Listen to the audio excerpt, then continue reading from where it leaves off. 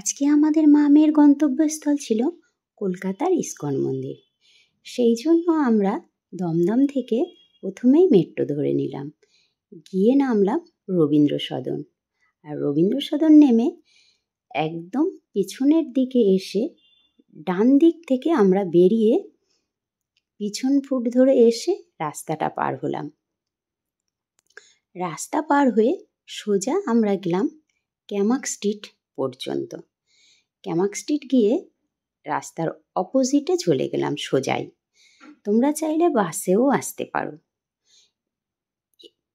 পার হয়ে এই যে দেখছো ডান দিকের ফুটটা ধরে একটুখানি হেঁটেই একটা গলি পরেই দ্বিতীয় গলিতে ঢুকে পড়লাম।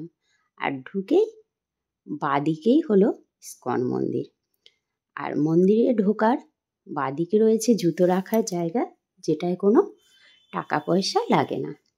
আর ডান দিকে ছিল এই সুন্দর একটু ফুলের সজ্জা বানানো, বা বলতে পারো সাজ। আর তারপরেই সিঁড়ি ধরে ওপরে উঠে গেলেই বিগ্রহ। আর আমরা গিয়েছিলাম ঠিক 12টা 5-10 নাগাদ। তো আমরা গিয়েই দেখলাম 12টার আরতি শুরু হয়ে গেছে, আর মন্দির 1টার সময় বন্ধ হয়ে যায়। তো তোমরা কেউ গেলে দুপুরের দিকে এটা খেয়াল রাখবে, আবার 4টায় খোলা হয়। তারপরেই এই ঢুকে বাঁদিকে রয়েছে প্রভুপাদের একটা মূর্তি, আবার সামনেই তুমি গেলেই বড় করেই ডান দিকেও রয়েছে সুন্দর করে প্রভুপাদের একটা মূর্তি, আর সেখানে সুন্দর করে সাজানো।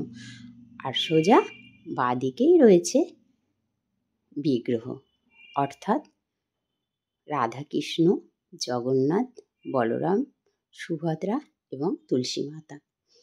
এই যে দেখতে পাচ্ছ আরতি হচ্ছে, তোমাদেরও আরতিটা দেখানোর চেষ্টা করছি। কেমন লাগবে অবশ্যই জানাবে। যেমন মায়াপুরে গেলে তোমরা কখনো ঠাকুরের ছবি বা আরতি এইভাবে নিজেদের ফোনে তুলতে পারবে না, কারণ সেখানে ফোন নিয়ে নেওয়া হয়। আর এখানটাই দেখলাম এমন একটা জায়গা যেখানে কোনো ফোনে ফটো তোলা বা ভিডিও করা কোনো বারণ নেই, তবে অন্যের অসুবিধা না করে। তার মধ্যেই আমাদের সামনে হয়ে গেল সুন্দর একটি দৃশ্য দর্শন। এই যে বাচ্চাটি মুখে প্রসাদ দেওয়া হচ্ছে ভালো দিন থাকার কারণে। এখানে যে এরকমভাবে মুখে প্রসাদ দেওয়া হয় সেটাও জানা ছিল না, তবে এই সৌভাগ্য হয়ে গেল যে জেনে নিলাম। তারপরে আরতি হয়ে যাওয়ার পরে সুন্দর করে একটু বিগ্রহের ছবি তুলে নিলাম। তারপরে পিছনের দিকে রয়েছে যেখানে প্রসাদ গ্রহণ।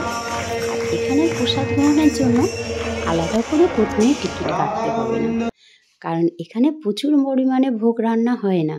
সেই কারণেই যতক্ষণ ভোগ থাকে ওখানে ঢোকার মুখেই একজনের প্রতি 100 টাকা করে নেওয়া হয়, আর এই যে খাবার, আর তখনই ভোগ দেওয়া হয়। আর যখন শেষ হয়ে যায় তখন বন্ধ। আর পাশেই রয়েছে একটি সংগ্রহশালা, যেখানে ঠাকুরের নানান রকমের ছবি, ঠাকুরের জিনিস পাওয়া যায়। আর তার পাশে হলো গোবিন্দা, যেখানে তোমরা খাবার না পেলে খেতে পারো। তো ভিডিওটা কেমন লাগলো অবশ্যই জানিও। তাহলে ভগবানের নাম করে শেষ করলাম ভিডিওটা। রাধে রাধে।